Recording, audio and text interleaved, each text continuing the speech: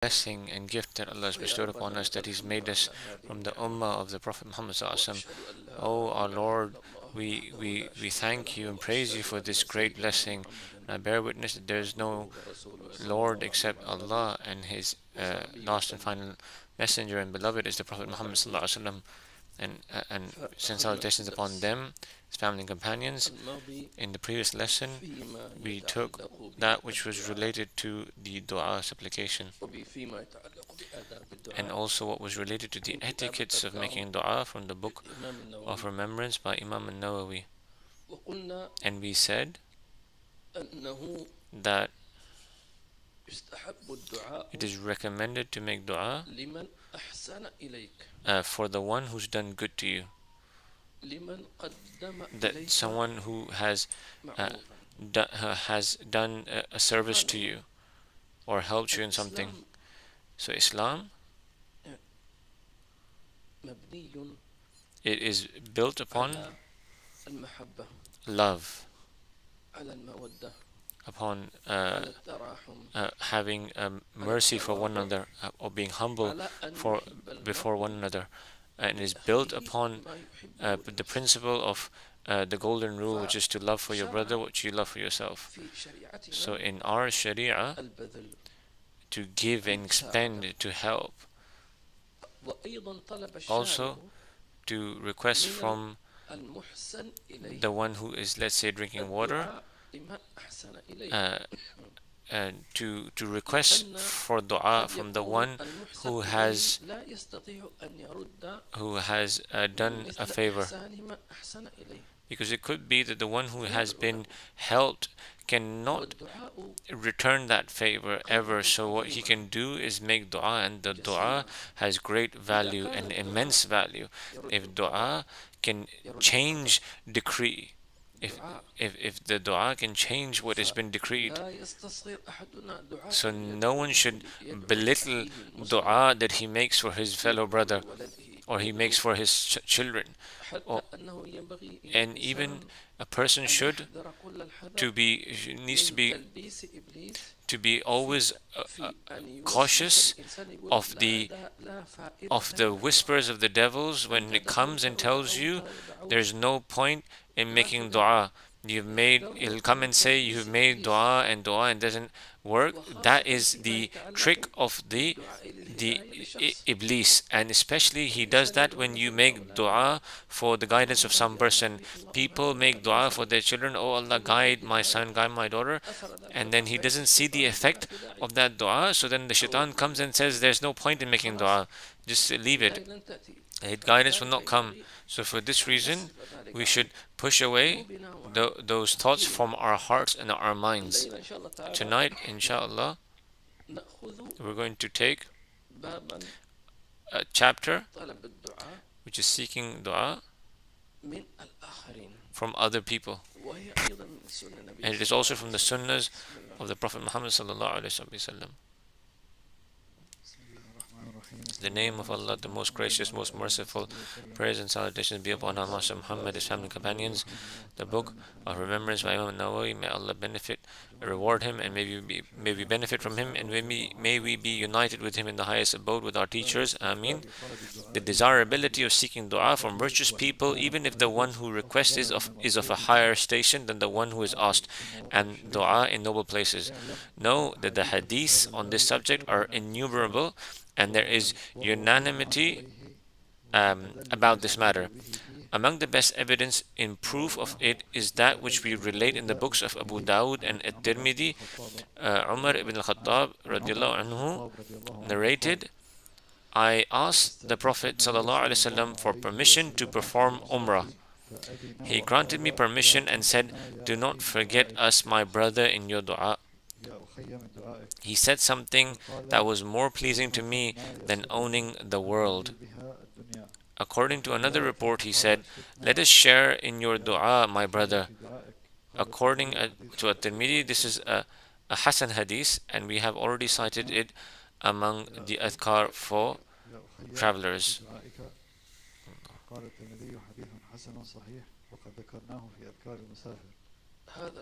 This hadith, or this chapter, In it, it has a number of benefits. Our Master Umar bin Khattab said that he took permission from the Prophet ﷺ. He took permission. I took permission from the Prophet ﷺ to perform Umrah, and then he granted me permission. And then he said, do not forget us, my brother, in your dua. And then he said that the Prophet ﷺ said something that was more pleasing to me than owning the entire world.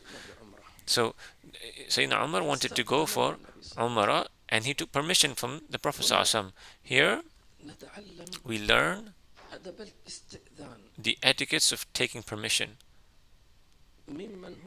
From who is older than you in terms of his spiritual state or his ranking. For instance, if you want to do Umrah, then take permission from your father. Take permission from your mother. If you are, let's say you are the father of the house, take permission from your parents. Take permission from your wife. It's not seeking like a permission to leave, but it's about keeping everyone happy. And there's nothing wrong in asking your parents, even though you may be someone who's old and who has his own opinion and who's independent, and my parents are now old. You don't know how much happiness will enter their hearts if you were to take permission from both of them to go for Umrah or Hajj. And a lot of hadiths have come where the Prophet ﷺ, where a lot of the companions came to the Prophet ﷺ and sought permission to perform Hajj or even to do a jihad. But they said, we left our parents crying behind us. And then the Prophet ﷺ said that you need to actually do your jihad in serving them. So what could be understood is that seeking permission is a type of worship and is courtesy, and it is good character the person has also. So Sayyidina Umar al-Khattab took permission from the Prophet ﷺ to do Umrah, and then he permitted him sallallahu alaihi wasallam. And then he said, do not forget us, my brother, in your dua. And he used the word ukhayya instead of akhi. And look how the Prophet ﷺ, when he got to know that the Sayyidina Umar will go for Umrah, he said, don't forget us, my brother, in your dua. Sayyidina Umar al-Khattab said, he said, what he said, what the Prophet said, pleased me more than owning the entire world. That these words, all of the dunya, does not equal it. When he said, Ya ukhayya, the Prophet said, do not forget us, Ya ukhayya, O my brother, in a very endearing manner from your dua. So the Prophet in his lofty station, in his greatest station, who is the master of all the prophets and the messengers, and Sayyidina Umar is a student from his students. He's from a deed from the good deeds of the Prophet. He's from the blessings of the Prophet. Sayyidina Umar, who what he was before the Prophet, now he is a Muslim, and the Prophet is requesting him and saying, Ya ukhayya, my brother, in a very beloved manner, don't forget me in your dua. So to request dua, you should request from everyone, whether it's from a teacher or a student, from someone who's old.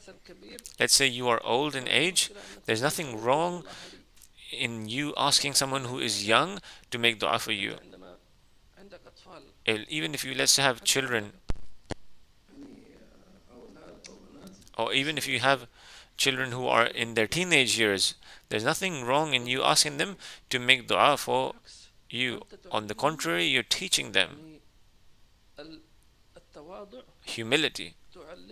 You're teaching them that they have a place, that you as a mother or a father are seeking their dua. You're teaching them, you're nurturing them. that in their thoughts they would think that my father or my mother is asking me to make dua for them, and then they'll think about it. Also, when our children make dua for their parents, it makes them from the pious toward it gives them piety, bir, towards their parents. You've planted them seeds of piety for their parents, and from the types of or the from the signs of piety towards one's parents or filial piety is to make dua for your parents. So if somebody makes dua for his parents, he is pious, and if you teach them, then they're being barin, they're being uh, uh, uh, pious towards their parents, or they're being bar from a young age. Also making dua for your parents uh, uh, puts in them or plants in them the seeds of becoming righteous, because the Prophet ﷺ said that from the actions that remain is a righteous child who makes dua for you. So if that person passes away, because the Prophet ﷺ said that when a person of the children of Adam, or when the son of Adam dies, all his actions stop except three actions, which is um, uh, and he said, or and as child who makes dua for him. The Prophet ﷺ did not make it specific. He didn't say his son or his daughter makes dua for him. He said a child. Let's say you taught someone some etiquettes, something from the Quran to some person, and this person who you taught, he is your spiritual son. And Habib remembers that when he was in school, and there was a teacher for the subject of Islam, and he was from Egypt, and Habib loved him a lot because he would teach us from his heart. He was very concerned about us learning the right religion, right? And they were from the middle. He was from the middle path, not from the extremes. So even in our break time, we would sit with him and learn from him, because he would teach us, and may Allah reward him immensely. So even today we remember him. So what can be understood here is this teacher, and Allah destined that we left the primary school, and then we went to secondary school, and then we traveled to Egypt, and then he studied in Azhar. Habib studied in Azhar, and then Habib entered one of the mosques in Egypt, in the Mosque Hussain al-Hussein, and and Habib Hussein saw him there, and he came to him and he said Salaam alaikum, and then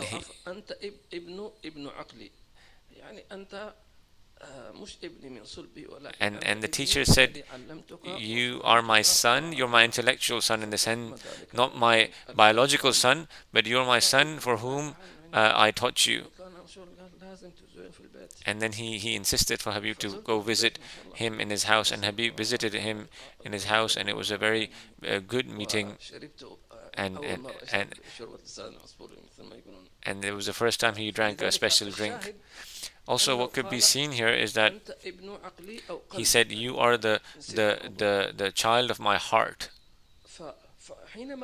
So when Habib makes dua for him, and Habib doesn't know, this is something that was 20 years ago, and he doesn't know whether he's alive or not, and we make dua that Allah increases him. So dua for him is considered piety, because he is your teacher. So similarly, if you leave a good mark on someone's life, and if you could leave someone to make dua for you after you've left him. It could be that you met him only once in your life. It could be you only met him once in your life, but he is of the opinion that this person, that you are someone who's nice and beautiful and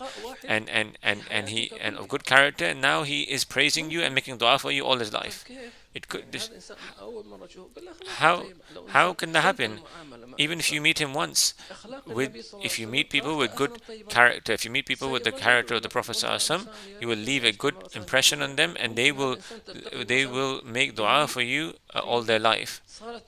Maybe you could even meet them in a waiting area in a hospital or in an airport or in a restaurant or in office or in a mosque or on the plane. You met him and you asked him or you spoke to him, and that was it. So for this reason, a person should leave a good impression on anyone who he meets. Leave a good mark with sincerity, of course, not out of for an ulterior motive. It should be for the sake of Allah. You say salam to this person or that person, and that person will carry on making dua for you. In fact, this thing could be something that person remembers on the day of judgment, because righteous deeds, their effects will stay. So he might intercede for you. He might say, "Oh Allah, that this person on such and such day, he made me happy. He said salams to me. He spoke to me in a very good way. May Allah reward him immensely." So the Prophet ﷺ said, "Do not forget us, my brother." And the word he used for my brother was Ya Ukhayya. And Sayyidina Umar became really happy with that the words used by the Prophet ﷺ. And the Prophet ﷺ always the Prophet ﷺ also used the word Akhi for Sayyidina Ali, because when he migrated, he united between the immigrants and the helpers. He made brothers amongst them, and the only two that were left were the Prophet ﷺ and Sayyidina Ali. And he said to Sayyidina Ali that your likeness to me is like Harun alayhi salam with Sayyidina Musa alayhi salam, and you're my brother. And they made the pact of brotherhood between the two of them. So the Prophet ﷺ said, the Prophet ﷺ also made a pact between himself and all the Muslims who come after me, because he said, "Oh, how much I yearn for my brothers who came, for my brothers." The Sahaba said, "Aren't we your brothers?" He said, "You are my companions. My brothers will come after me who haven't seen me." So even though the Prophet ﷺ made that pact of brotherhood, but is of bad courtesy or of us to say that the Prophet ﷺ is like our brother. He said it out of his beautiful character and humility. Like, for instance, you can't say to your father, "You're my brother." He has the station of father. You can't say to your father, "Oh, my brother." You can't say he's my brother in humanity. He's your father. So what about the Prophet ﷺ who lowered himself from his high station and referred to himself as, or referred to us as, his brother? So, and if Allah wishes to honor you, then He attributes you to the Prophet ﷺ. So the Prophet ﷺ said, "My brothers." So we are honored with this affiliation. Or he said, "My ummah." And what is the condition? The condition is that people who would come after me, and they would wish to see me, even if it meant to sacrifice themselves and their children to see me. So in the general sense, we're all brothers in humanity. But the Prophet ﷺ intended for these specific people is that these are the brothers that he yearns for. He said, how much I yearn for these brothers. Who are these ikhwa? Who are these? These are the people for whom the Prophet ﷺ yearned for. And who are they? The people who come after him, meaning which is after the Sahaba, the companions. Every one of them would wish to sacrifice his wealth and his life and his children just to see the Prophet ﷺ. If let's say it was said to you, if you want to see the Prophet ﷺ, give all your money, or to sacrifice your soul just to have one glance at the Prophet ﷺ. Have we reached that level? This is a great level. We'll try, we struggle. It's not even required for you to sacrifice your soul. But the Prophet ﷺ was teaching us the value of the Prophet ﷺ yearning for us. You're seeking for, you're looking, you're desiring a station that if you reach that station, the Prophet ﷺ himself would yearn for you. So, what should be our response to this this thing that the Prophet ﷺ has told us? Is that we expend as much as we can to reach that level. So for this reason, it is recommended, and there is nothing wrong from a father to seek dua from his son or daughter. And I say to the fathers that you should ask your children, especially the young ones, because young ones, their dua accepted always. And if, let's say, the child, out of his modesty or shame or shyness, he refuses, he says, "No, you are my father. How could I make dua?" So then you could say, "Okay, how about I make dua and you say Ameen?" And then you can make dua, and then he would say Ameen, and the one who says Ameen is like as if he made the dua. The prohibition of supplicating against oneself, one's children, servant, and wealth.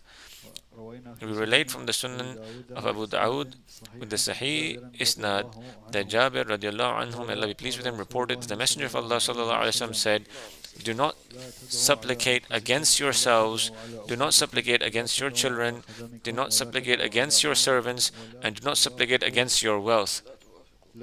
Do not make your dua coincide with the moment from Allah in which a gift is obtained and your supplication is accepted from you."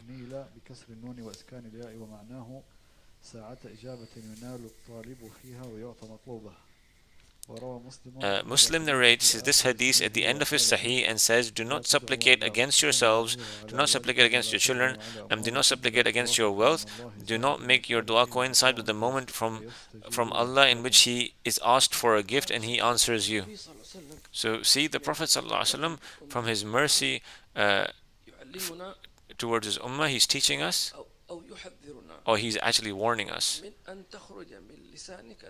that a dua could come out of our mouth, our tongues, against ourselves or against our children or against our family or against our wealth. And when do these du'as come out? Usually when a person is angry, when he's severely angry. Meaning a person is depleted of all of his patience.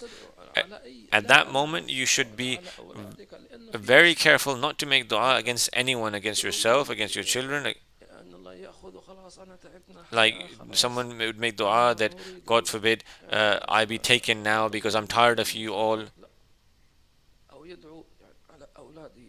Or he makes dua against his children, God forbid, or against his wealth, or even against the time or against the people.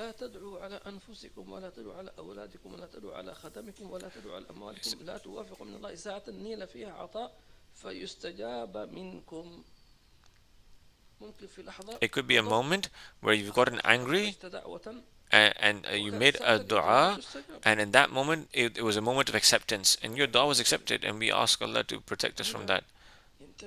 So here a person should be careful not to ever make any of his parents angry, because firstly the dua of the parents are accepted.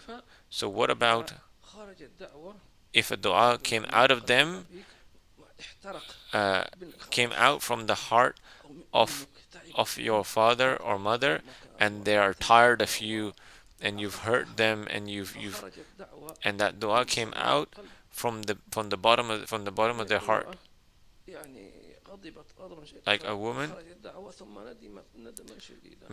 got so angry she made a dua at that moment, but then afterwards she regretted a lot for making that dua. And so for this reason, Habib advises us, especially those who have a family and children, be warned never to ever make dua against them, because dua against them is destruction. Because if you make dua against them, what would you benefit? Do you, do you want to lessen your anger with this dua? No, you would make them lose, and you've lost them, and they will lose you as well. So instead of making dua against them, make dua for them. Allah guide them. Like a person sent a message to Habib a few days ago on the Friday lesson, and he said sometimes there's this dispute between me and my children.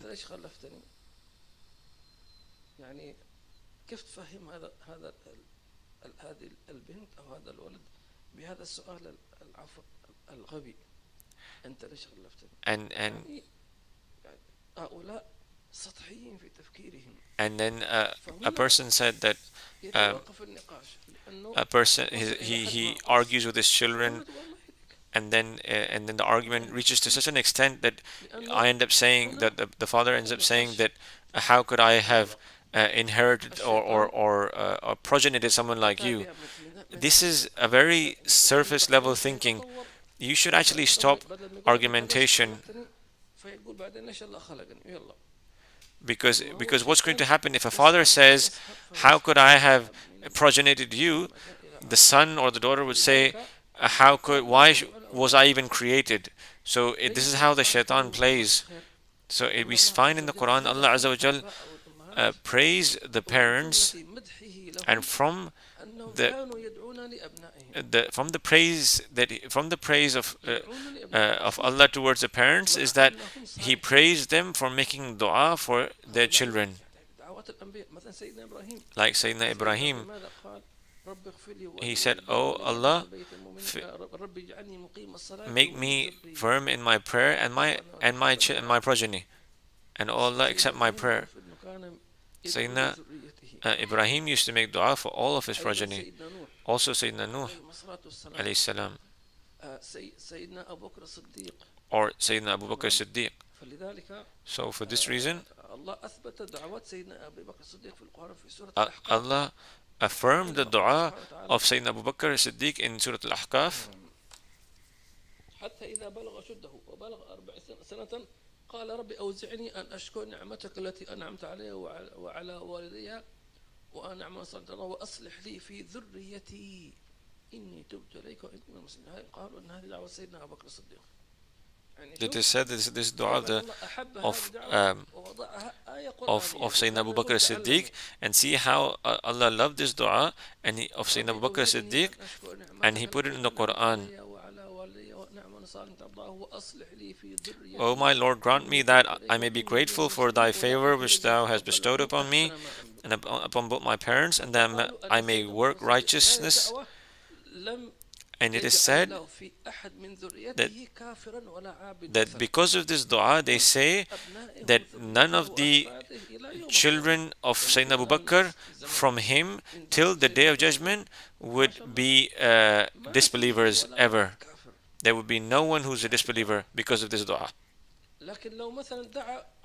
But let's say if he made dua against them and it coincided with the time of acceptance, then what's the point of that dua? What benefit will we get? What benefit will there be in that dua? Some parents, unfortunately, they make severe duas against their children. How? A mother would say, or a father would say, this child has made me has exposed or embarrassed me in public. Some people are tried with children who even go to prison, for instance. So when the police officer says to the prisoner, bring your guardian, and imagine what would be the situation of a parent when he finds out that his child is a cause of trouble in society, and you go to the prison to meet your child, that is something that is really upsetting and embarrassing. And it has, it's like your child is known in society as a criminal. And also, I want to put an important notice here that some people think that if they see one of their children that he finds that one of their children's character is not good, they're bad character.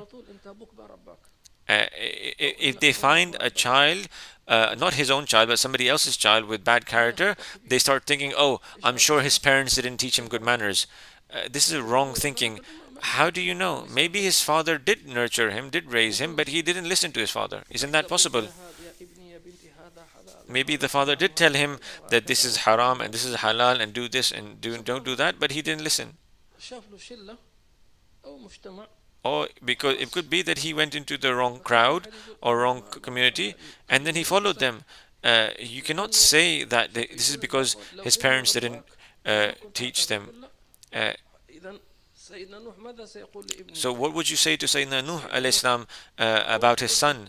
Sayyidina Nuh tried to guide his son, and he said, come with us and don't be with the disbelievers. And instead he responded by saying, I would go to the mountain and that would protect me. Are you saying that Sayyidina Nuh didn't know how to nurture his child? Even Sayyidina Nuh with his wife. No one can say that Sayyidina Nuh is a prophet, and despite that, he was not able to guide his son and his wife, because guidance is in the hands of Allah. Even the Prophet ﷺ, who was the one who hurt him the most? It was his own people. Abu Lahab was his uncle.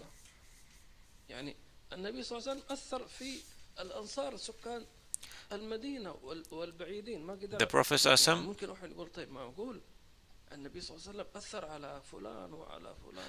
ﷺ, had the greatest impact on the helpers and the people of Medina, and the neighboring tribes, but he didn't have that impact on his own people at a certain time in his life. And then he says, don't make dua against yourself. Like to make dua to die. Like some people would say, God forbid, oh my Lord, take me now. Or if you are in that situation, best is to say, oh Allah, if my life is good for me, then let me live. And if death is better for me, then let me die. Why?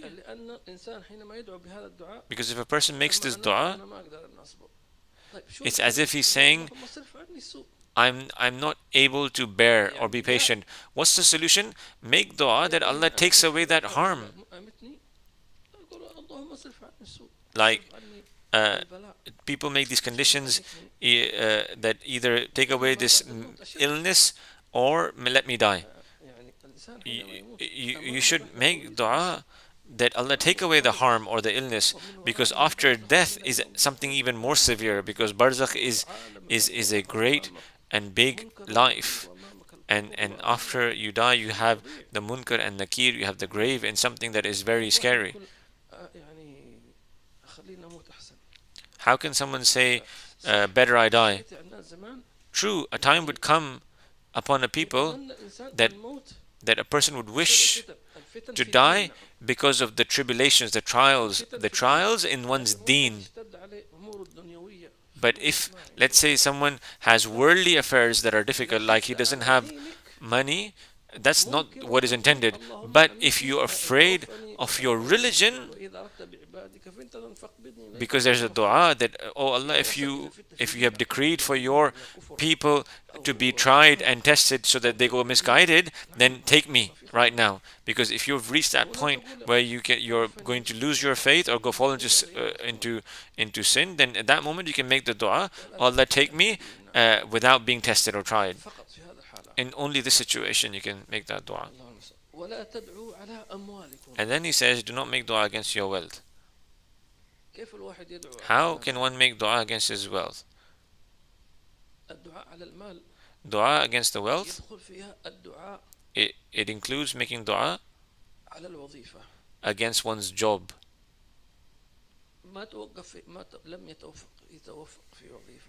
If let's say you acquired a job and you had a manager who was harsh, and to say, oh, I wish I didn't have this job, and he starts cursing and slandering this job,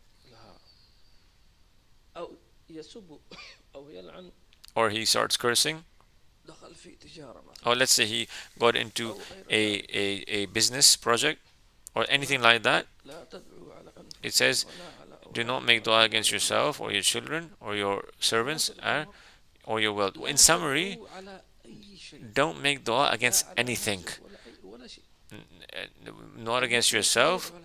The mu'min does not make dua against anyone, even against the oppressor. He doesn't make dua. You make dua for him. If you can't say, oh Allah, guide him, then you can say, oh Allah, take away from us his harm. But if you're going to make dua against him, then that's not how a mu'min does.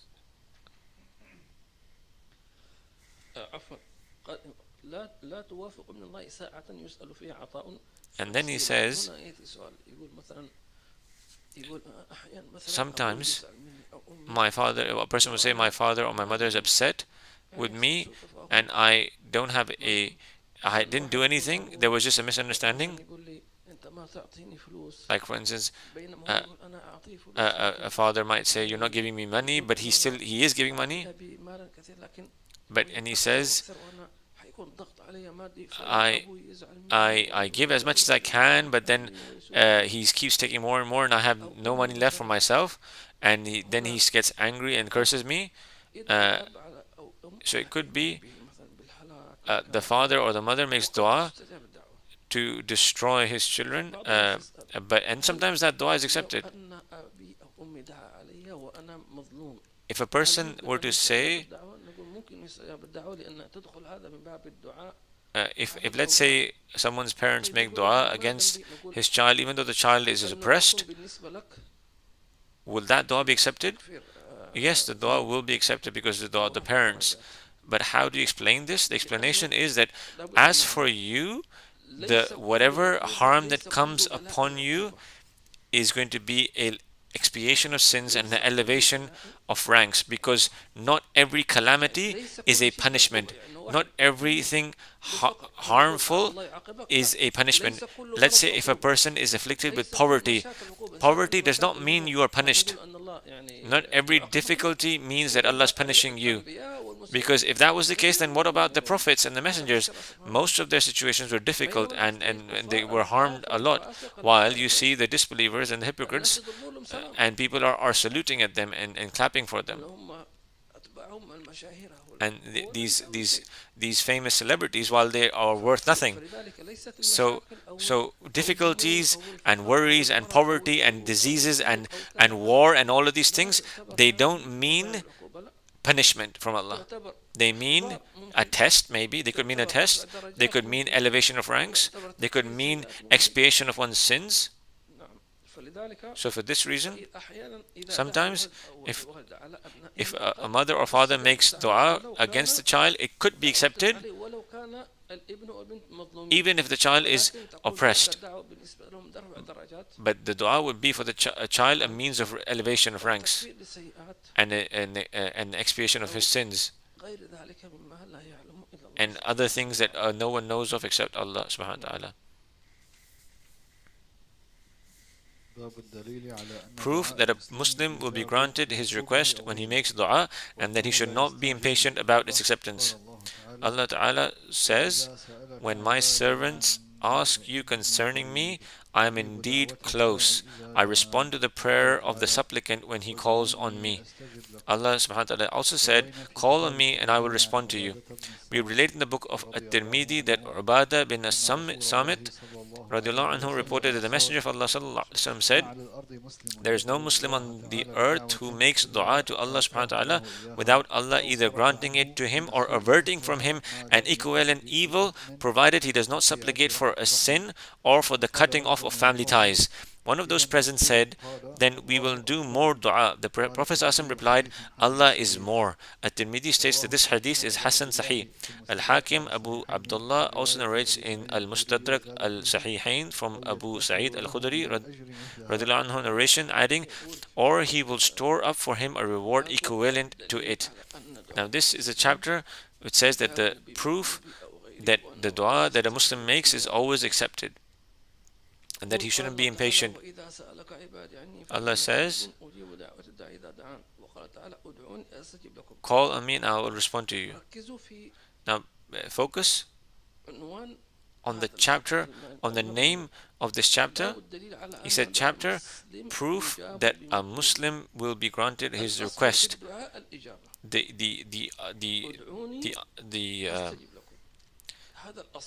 reality of prayer is that it's accepted. There's no prayer that is not accepted, except as the Prophet said, except there's a dua for a sin. Like for instance, a person would say, God forbid, oh Allah, make it easy for me to do a particular sin. Will Allah answer that prayer? No, He won't, because it is making dua to do something harm. Is to make dua to do something that is prohibited or something that Allah dislikes. Will Allah answer your prayer and give you that which He dislikes? No. So the original state or the nominal state of a dua is that it's accepted always. Also, from the conditions of dua, and this is something we've mentioned before, but we will repeat, that dua should be for something that is good, that is the least it should be something that is permissible. Secondly, it should be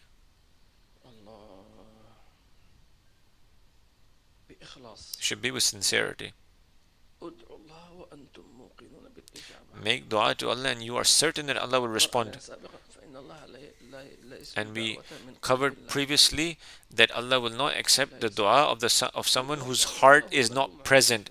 He's saying Ya Allah, but his heart is turning elsewhere. The third condition is that the dua, that the one who's making dua is he eats from halal food. Make your food halal and your dua will be accepted. Imam al-Haddad, may Allah have mercy on him, said that wara', or being conscientious, that the person chooses for himself what is best, what is most pure, and what is most halal. The meaning of which is that if you have something that is good and something that is better, or let's say you have something which is good and something that is disliked, or you have something that is halal and something that is doubtful. Something that is doubtful is not haram, but it is something in between.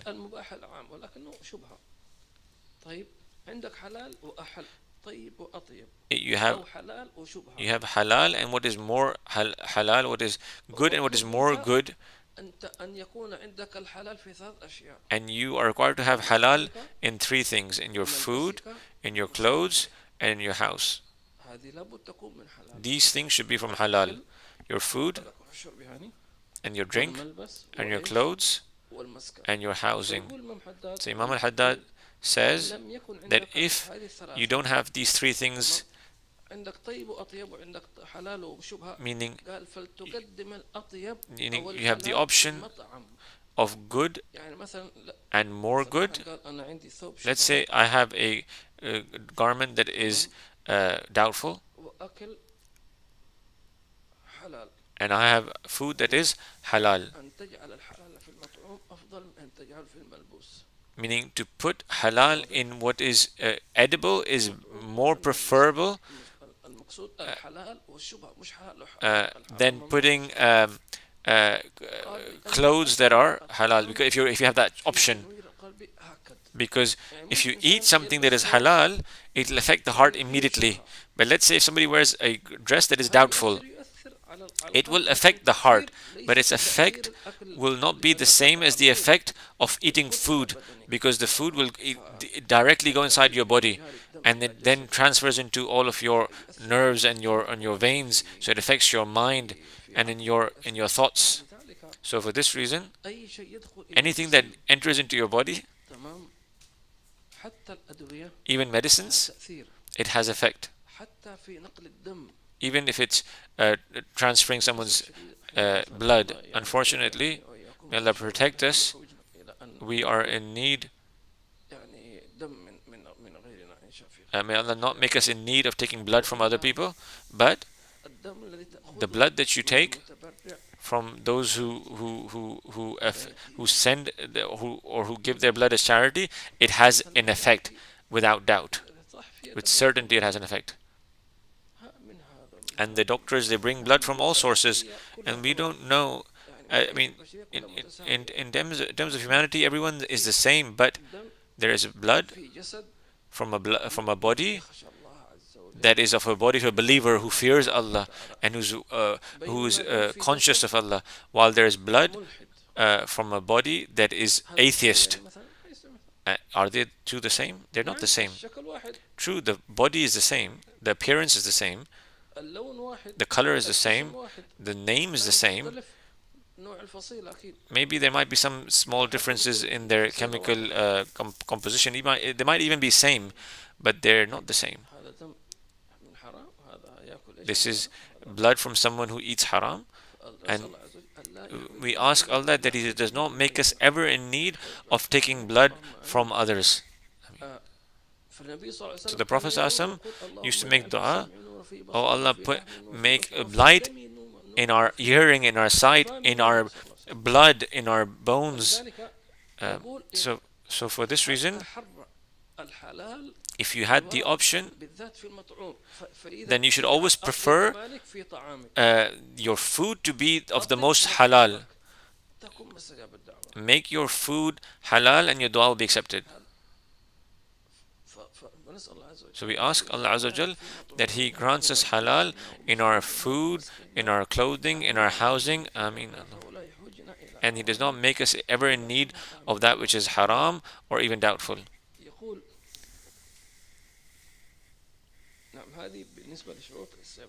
And this is with respect to the conditions of acceptance of dua. And what is amazing, my dear brothers and sisters, that it is not a condition for your dua to be accepted that you be a Muslim. Because it could be that Allah accepts the dua of a disbeliever. And it is from the Quran that the dua of the disbeliever is accepted with the same conditions. Maybe how often Allah has mentioned in the Quran the states of the polytheists when they are on the ship, on the boat, and when the tides start shaking the boat, they start making dua to Allah that if you were to save us, we would be from those who are grateful and believers. At that moment, they're still disbelievers, because they're saying, if you save us, we'll believe. And then Allah says, and then when we save them, they carry on in their polytheism. Did Allah not answer their prayer? He did answer their prayer. And they were not Muslims, they were polytheists. Allah Azza wa Jal, Allah says that even, and we also know that even though Allah knew that were He to save them, He would still not, they would still not believe, but still knowing that, Allah still answered their prayer.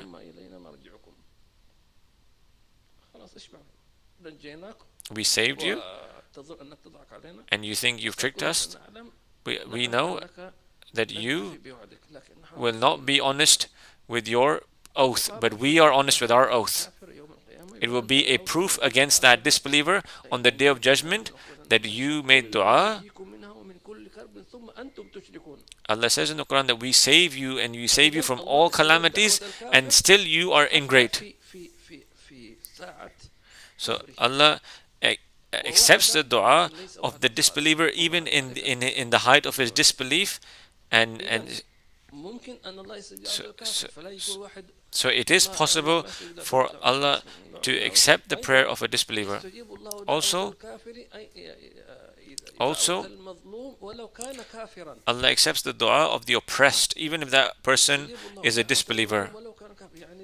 Meaning, you don't philosophize, and some people have this ignorance, and this because of the ignorance they say, "Oh, he's a disbeliever. There's nothing wrong if we cheat him or trick him or rob him or make fun of him." And the disbeliever the non-Muslim might become hurt or upset, and then he would make dua, like he would say, "Oh my God," or my who is his God? His God is Allah Azza wa Jal. Even, and he doesn't believe him as how we know Allah, but he knows there's a God. So he would say, "Oh my God." Who is his God in reality? Allah Azza wa Jal is his God.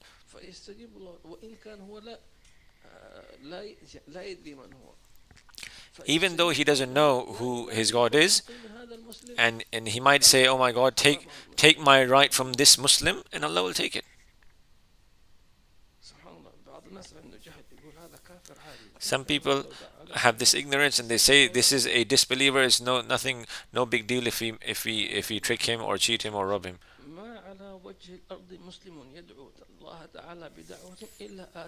There's no Muslim on the face of the earth who makes dua to Allah without Allah either granting it to him.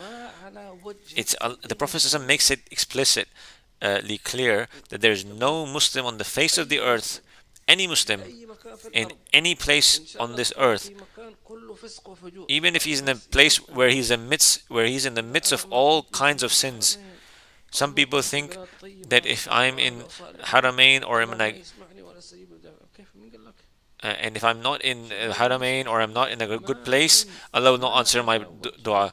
Who told you that? The Prophet ﷺ is saying that there is no Muslim on the face of the earth who makes dua to Allah without Allah either granting it to him or averting from him an equivalent evil. So the summary in all these hadiths is that you as a Muslim, wherever you may be on the face of this earth, if you were to make dua to Allah Azza wa Jal with the conditions of dua, you have three possible outcomes.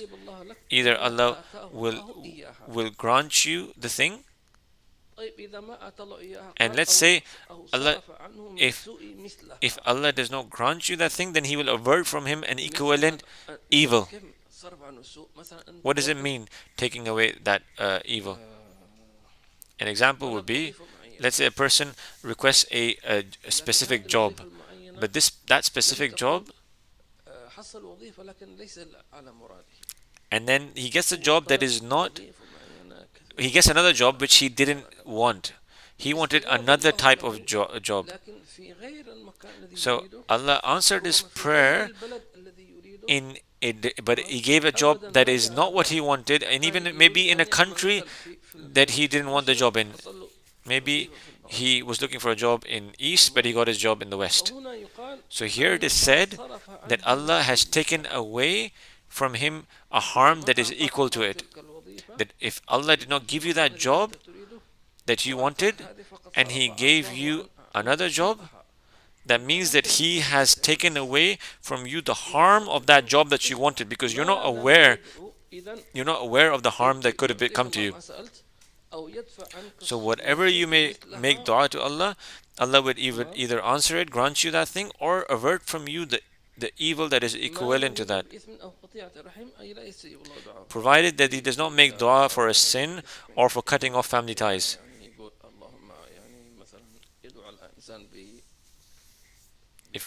If let's say he makes dua to do something that is haram, that is not permissible, or for cutting off family ties. So then he said, one of the companions said, then we will do more dua.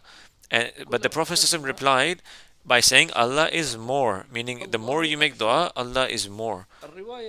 In the third narration, he says that He will store up for him a reward equivalent to it. What does it mean, a reward that is equivalent to it? or equal to it. Maybe outwardly you may think Allah did not answer your prayer, or it could be the opposite. You you ask for something and you get the opposite. And so he starts thinking from his small intellect or his wrong thinking that Allah did not answer me, He gave me the opposite, He's punishing me. This is actually your bad opinion of your Lord.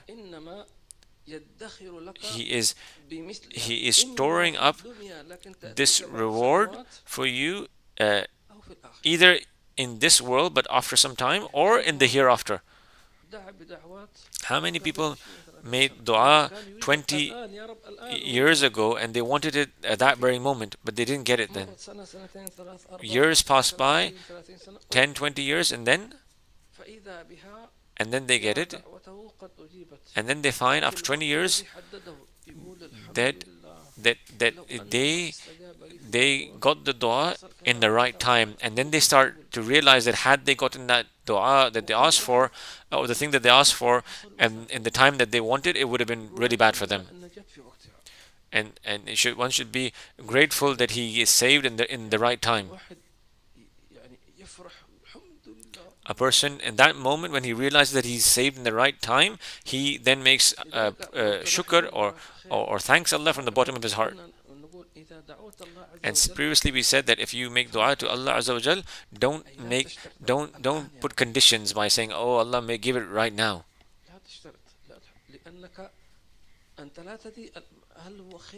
Because you don't know if it is good for you right now or not. But sometimes we hear some of the Gnostics of Allah, the knowers of Allah, that they in their dua say, right at this very moment, oh Allah, alleviate the calamity at this very moment.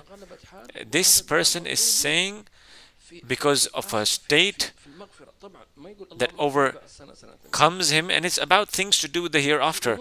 So you can't say, oh Allah, you don't want Allah to forgive you after a year. In the things related to the world, you don't make conditions, but in things related to the hereafter, you want things at that very moment. You want you to be forgiven at this very moment. You want. You can say, oh Allah, hasten your cure, hasten your guidance, hasten your openings, and hasten the alleviation of these. But as for the worldly things, let them be according to the plan of Allah Azza wa Jal, because you don't know. So we would complete this lesson with the final hadith. We relate in the Sahih of al-Bukhari and Muslim that Abu Hurairah radiallahu anhu reported that the Messenger of Allah sallallahu alaihi wasallam said, the prayer of any of you will be answered, provided he does not lose patience and say, I supplicated but my prayer was not answered. And how often do people say this? That they say, I prayed so much for years and nothing happened. On the contrary, I got the opposite. This person has had a bad opinion of Allah Azza wa Jal. He's shown bad courtesy before Allah Azza wa Jal. How can you say that? The prayer of any of you will be answered as long as he does not lose patience.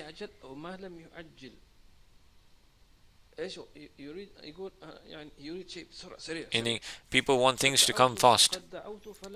I prayed, but it was not answered. Who said that it wasn't answered? You want to make dua and get it immediately? It doesn't work like that.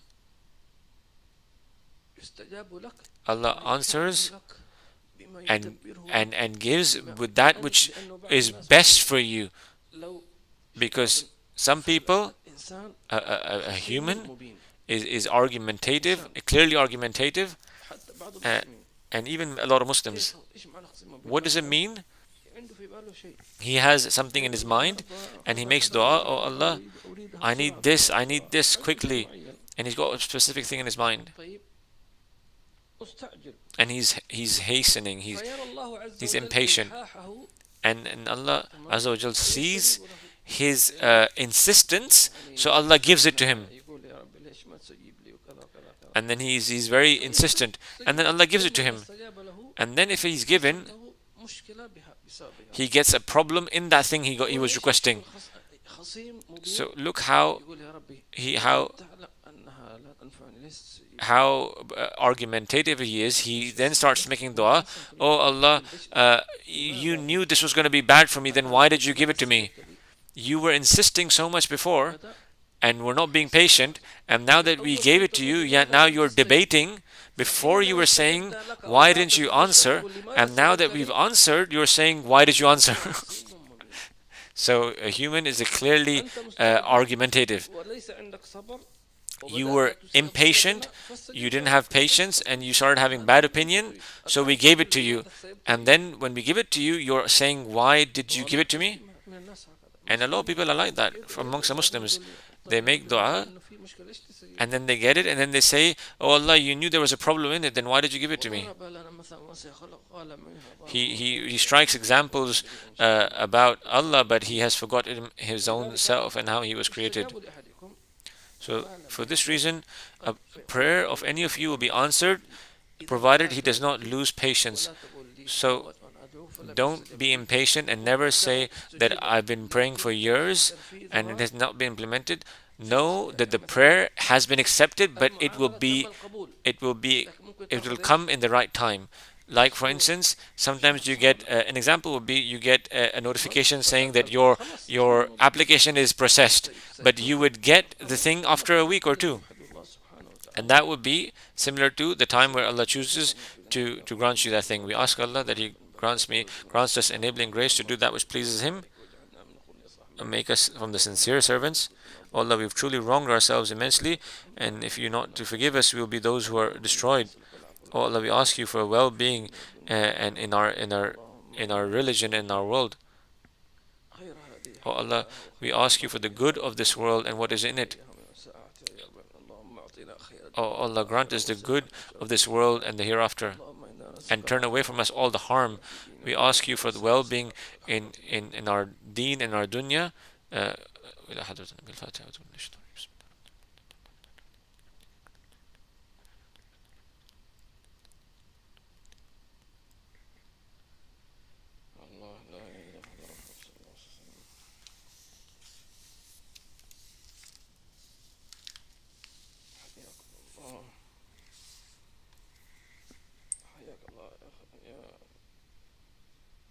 يجزيكم خير جميعا كل من دعا لنا الله يجزي خير الرجيم أزهر بارك الله فيكم أنت استعدنا معك يا أزهر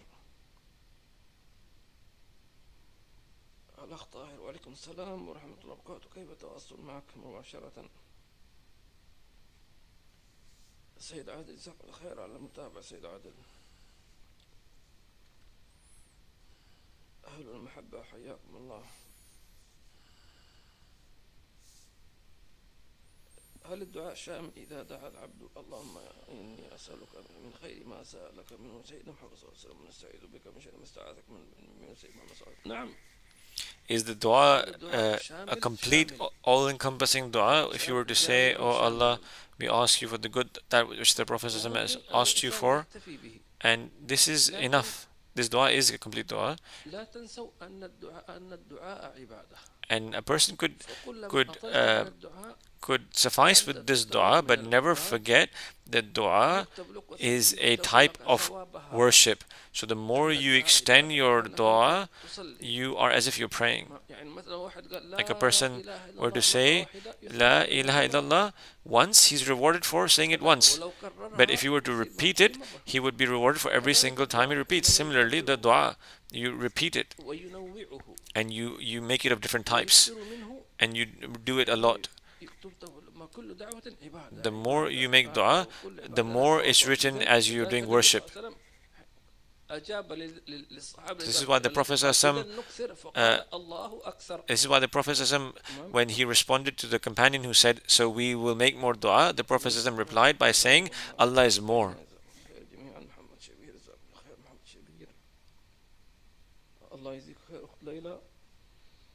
May Allah be pleased with you and accept it from you. إن شاء الله تعالى الله عز وجل يستجيب لنا ولكم وأنتم اذكرونا في دعائكم كذلك إن شاء الله تعالى نستودعكم الله.